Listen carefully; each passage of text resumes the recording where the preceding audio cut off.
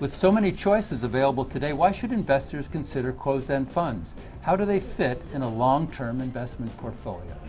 Sure. So closed-end funds are a unique product in that a lot of them are focused on income generation, and in these products they can offer relatively higher yields than what you can find in other competing products. So that's one aspect of closed-end funds that make them different. I think another thing that makes them different is the closed nature of them, right? So whereas open-end funds and ETFs have to deal with daily fluctuations in redemptions or creations, closed-end funds are able to manage a stable pool of assets, which enables them to invest in asset categories that may not be available in other competing products.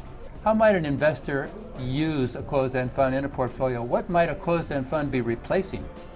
Sure. So I don't necessarily know if the closed-end funds have to replace anything in the portfolio. They can be more of a complement to a portfolio. One thing I think is important for investors to remember is that a lot of closed-end funds do utilize leverage, which again helps increase the income potential for the fund, but it may also increase the volatility. So the way I look at it is that closed-end funds actually are almost more like equity securities. They trade like equity securities on exchanges, and they do have, there is this difference between the net asset value, basically what the manager controls, and the market price, which is what the market is telling you the security may be worth. And so you can see fluctuations between those two, which may increase the volatility of the product, but it also can lead to attractive buying opportunities for investors.